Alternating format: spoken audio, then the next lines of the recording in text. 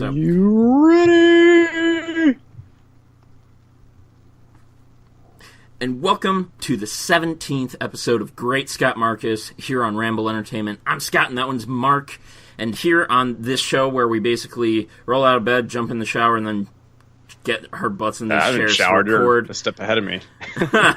Well, whatever. I get together with Mark, and we literally just have conversations. We have conversations about topics in our lives and kind of take some introspective about those topics, really kind of think about them.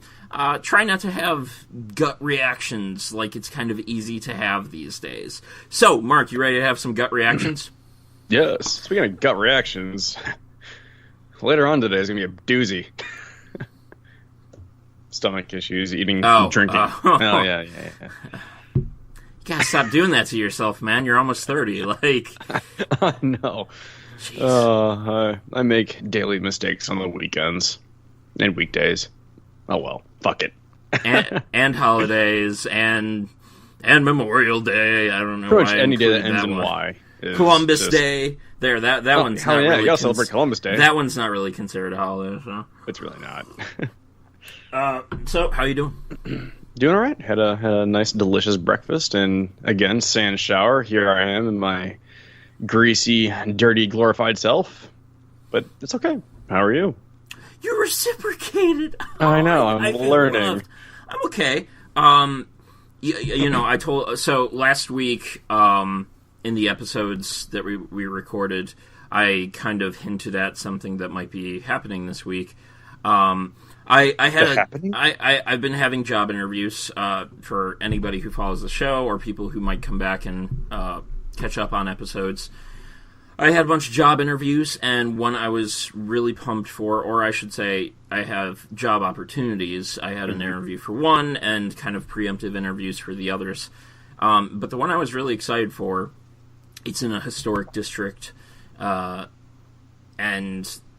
it's just this really cool, like, whole bunch of buildings just in the middle of country and really built up and really cool and active, and a whole bunch of little shops and sandwich places and such. And I was really excited because I was the only candidate who had been interviewed, and there was only one other day to conduct interviews, and the interviewer hadn't heard from the other potential applicant. So, you know, I got a bit too excited, and of course it went to somebody else. They probably had banking experience. They probably had more experience. Obvious for those who don't know, I live in pain, have for the past 3 years, and I need to turn my chair. But other than that, you know, things are going really good. I applied to another job, and I also posted 2 polls, technically 4 polls, to Reddit and the Warframe forums, and let's see, roughly 2,000 votes divided by 5. What's 2,000 divided by 5? That's 20 divided. So roughly 400 responses per poll. So that's impressive. You know, it's really good data, and I plan to take that data and make that into a second Warframe show as I get into restarting State of the Frame here. So I'm pumped. I'm jacked. I've been really active with that this weekend, and very nice. Yeah, I'm excited. So yeah, that's my hype train for for this ramble. Let's go ahead and get into the topics. Apple cars. So this came up last night. It's kind of breaking news, which typically we don't really get into that much. Typically, we're about a week behind, and that happens on recorded shows. But we try to make the best of it. Exactly. And again, this is just a conversation between us. We're not trying to be, you know, Johnny on the spot news here. Source. Right. We're not Gawker. That's those two things do not go together. A news source and Gawker. So like, yeah. I mean, got it. There we go. For anyone that was following us, they would, you know, was that last weekend's that we talked about Gawker and our, you know, if they follow, they might have picked up on a joke, but It's Sunday morning. My brain's still waking up. Leave me alone. You chose to record at this time.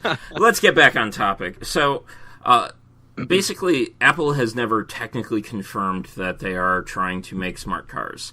Cars that are capable of driving themselves. But anybody reading the tea leaves can basically tell that they were definitely trying something incredibly close to that, because they had been hiring people from the car industry, taking people from Tesla, and basically there had been reports of not Google and who. Okay, so it was Apple, Google, and who else was working on the self-driving cars? Tesla.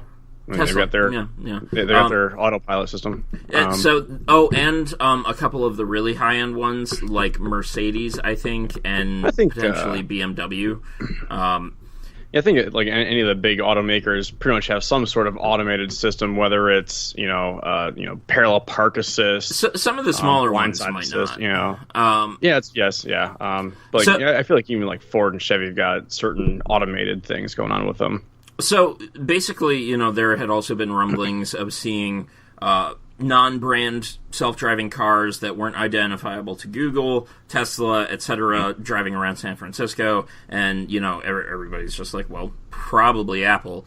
And now it sounds like they might be reversing course too. And for me, what a lot of this comes back to is even like Facebook, launching internet providing planes that can stay up in the air for a month at a time.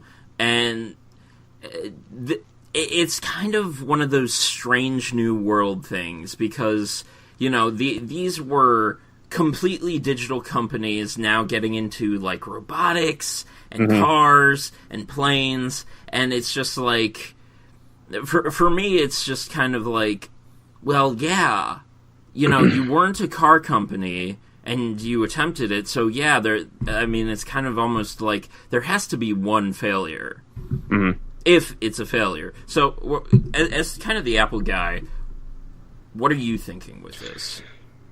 Like you had said, there was really never any hard evidence of any kind of Apple car, aside from a few random patents. Well, but that in those and cases, the fact that they were hiring automotive professionals. So. Yeah, there are all, that's true. There are reports that basically Apple and Tesla, for lack of better words, have exchanged employees back and forth. It's not just that Apple's taking from Tesla, but also vice versa.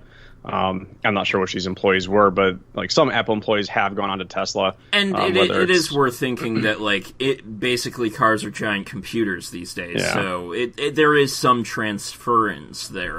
Both companies are very on the front end of technological fronts. For lack of better words, Tesla's doing great things with their electric cars and batteries. Their home batteries are pretty sweet. And even robotic facilities, like Tesla has that all automated facility coming out. Gigafactory. There we go. With Apple, I guess I have the same thoughts on Apple if they were to come out with a car as they did, I think, a couple of years ago. And actually, even before then, there was rumors about Apple coming out with a TV. Like an actual TV, not a set-top box Apple TV. And there have even been rumblings of returning to gaming too. Yeah, exactly. And it's just like, I feel like even though these rumors might speculate, and maybe they are officially talking about these in boardrooms or whatever like that, or having a dedicated team to doing research. I feel like there should be smart enough to realize that there's other companies that are doing these things better. For example, Apple gets all of their displays from Samsung or their same provider. And I think Apple probably came to the realization that, hey, we're not going to be able to make a better TV than Samsung ever. So it's like, why try it? Basically, cost investment. They would add their own iOS to it, etc. But then they'd probably just say, all right, we'll just put all of our eggs in the Apple TV.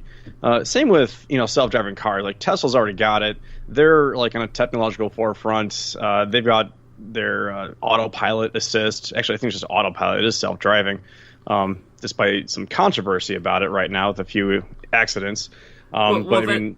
Go ahead. I just feel like, if Apple were to try to dive into it, I hope they just stick on the actual software side of things, like have a car OS, something that, they've got CarPlay right now, which allows you to choose your OS. features. Yeah, that'd be kind of interesting. I'd love to be able to get in a car and not even plug my phone in or have Bluetooth, and just all of a sudden I've got pretty much my iOS on a 9.5-inch display in front of me. Something like that would be kind of cool. But as far as an actual hardware, absolutely not. I do not want to see it. Okay. For me, the other side of this, or one of the many sides to this, is that, there are those who are just like, oh yeah, within like a decade, a lot of people are going to be in self-driving cars. And of course, a large dependency on that is a lot of people, or the general statement, we're all going to be in self-driving cars, or shit like that. And I know some of it is facetious, they're not speaking like they would want to speak accurately in generality, but basically, like, those kind of statements, like developments like this, like removing or cutting away employees who are, a part of this, what seems to be CARS program, kind of again points to, also goes in hand with like these self-driving cars starting to get in accidents, and like having to make choices for the self-driving cars, the company having to make choices through the cars themselves. Like, this really, in my mind, points me to like, shut up and be more patient, because people really get in their heads that like, oh yeah, by the time we're robots are going to be here in no time. AI is going to, start taking over before the end of our lifetimes. And it's just like, no. We've made this point on Great Scott Marcus before, and I'm going to come right back to it. Technology iterates fast. It evolves incredibly slowly for us, for the only example we have, mankind. Like, it's not just like, oh, and suddenly robots are everywhere. No, it's gonna build up. It's gonna take like decades for the same thing for cars. Centuries. I would go with centuries on the robot front personally. The robot front, probably decades to half decade, or to half centuries. AI centuries. Yeah. The self-driving cars, like it's just we're hearing about it, and we're gonna, in my mind, we're gonna continue to hear about like the developments for like at least the next 5 years, probably at least the next decade, because it's just gonna they need to refine it so much. This is basically the ground floor of like, we know how to sail across the ocean now. Let's all go do it at once. Like, and then like 1 out of every 10 ships would make it back. So that's kind of, in my mind, that's kind of where we're at, and finally we're gonna start to get there where finally everybody can have their own boat. Well, it's kind of funny too. You mentioned how we've come to the realization that technology, like you just said, it iterates fast, evolves slowly. You ever like talk to your parents like back in the back when they were young, and they used to think like, yeah, by year 2000 we're gonna have flying cars and all that shit. And of course we're not there yet, and it's in fact so slow. We're still just trying to make our automobiles more efficient, and we're coming across these other environmental issues, with fossil fuels and depleting the ozone, blah blah blah. Technically we have only we've known about the potential issues that we're causing to our environment. And we haven't even solved it yet. It's been decades since we knew about this, and we've only just started to try and put zero emission vehicles on the road. We're just trying to put things in place to stop this from happening. So it takes time. Anything with automation, obviously again, Tesla is on a good front, but more iterations are necessary, a little more refining. You even look at electric cars, how long it has taken those to evolve, how long it has taken this battery technology to come along. it was the early 90s when we first started to have these high-powered batteries for devices. And now we're two and a half decades later, and we're finally starting to see them in cars. And it's just kind of like technology moves slow.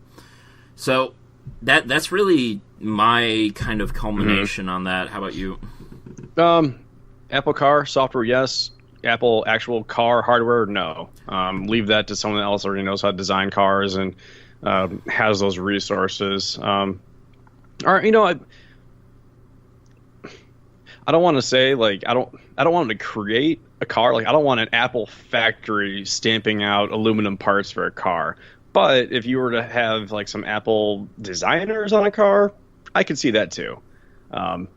Just aesthetic designing. You know what I mean? Outsourcing design as opposed to an actual product. So right, exactly. Or outsourcing engineering. Honda goes to Apple for design. Exactly. Yeah, I could totally see that. Or even like outsourcing the engineering, because like some of the stuff that Apple does in their computers, like their batteries and their processors, their camera, for example, very remarkable right now for these mobile devices. So Honda, Toyota's like, hey, Apple, we want some of your engineers and designers for this automated car. I'd be all for that too. But I don't want to see a fucking Apple logo on a bumper behind some car in front of me. Like, it just doesn't make sense. Yeah, I never really... I mean, I have trouble with Facebook fitting into a lot of these technologies too. They just need to change their goddamn name. Face. But I like a lot of what you say. There will have to be incredibly sophisticated OS software in these cars. Apple isn't a bad choice. It's not. Especially when you think about, some of these car manufacturers trying to make an OS where it's just like... That's terrible. Some of the design just alone in your car doesn't really make that much sense as far as, like, how it works and, how it looks like. In my car... won't name it. I have a touchscreen display now, and I'm just kind of like, this is very fumbly for something you would want to use while driving, and so I kind of have problems using it while I'm driving. Trying to select songs. I'm just like, this isn't ideal for someone who should have their eyes on the road. Right. So, Anyway, let's go ahead and push forward. Prioritizing. So this one was mine. For me, I brought this up because so I have it now where I've gotten the video editing process with splitting the audio and refining that audio and then putting it back with the video. I've gotten that process down to where I could edit an entire episode of Great Scott Marcus, all 4 parts, in a day. I totally could. Except... for me, when it comes to prioritizing, I find it very interesting how the mind works with prioritizing. A simple ding does not get my attention. It does not pull me away from what is in front of me. So, like, I will edit 4 videos, and then I will... basically put those videos into processing. So basically you edit it and then it has to format, and it takes time to format. It takes roughly 20 minutes to a half hour depending on the length of the video. So I do this.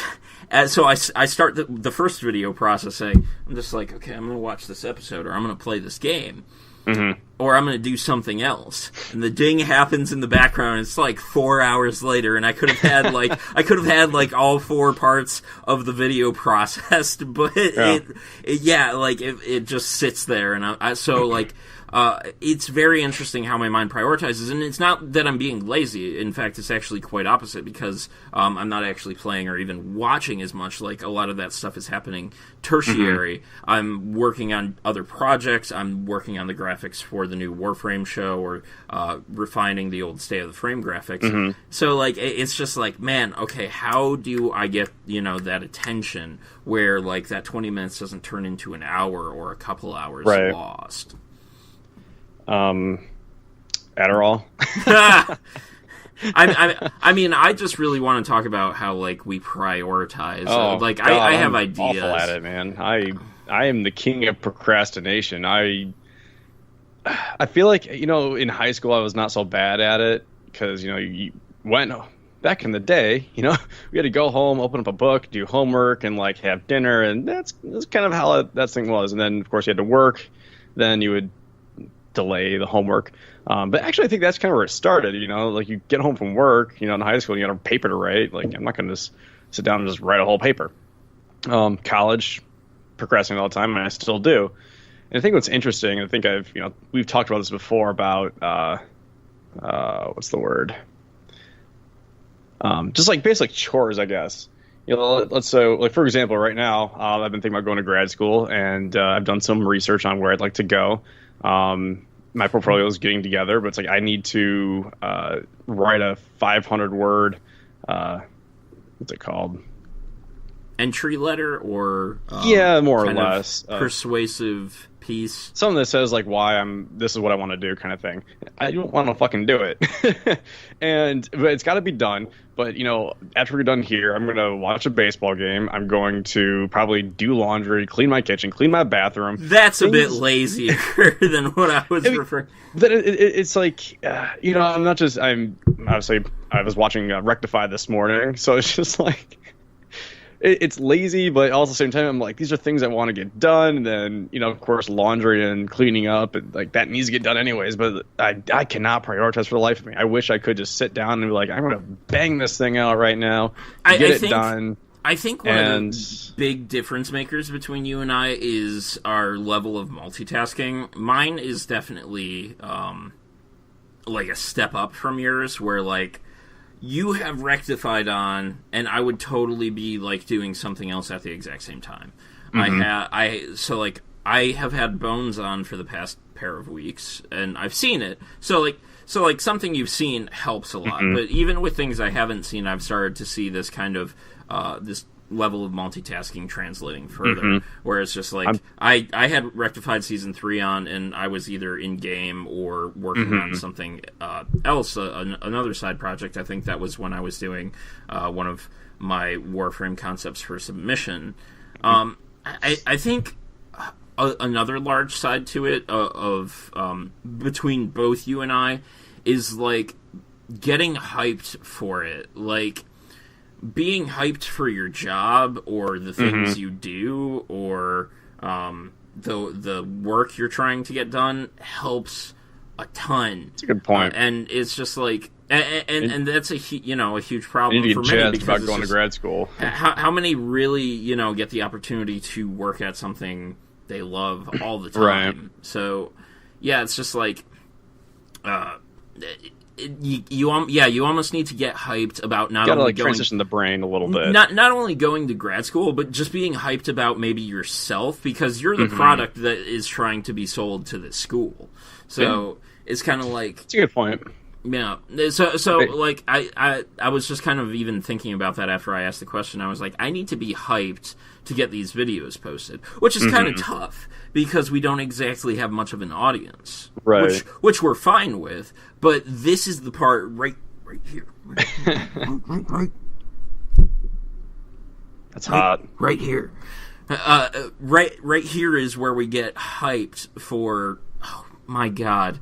So I have had my mic too far away from my face this whole time while we've been recording. It sounded good to me. Yeah, I'll move it. It'll come across in the. I'll make it better in the audio audio work afterwards. But like that's the part I don't get hyped for. And I'll talk about that in a bit. Yeah.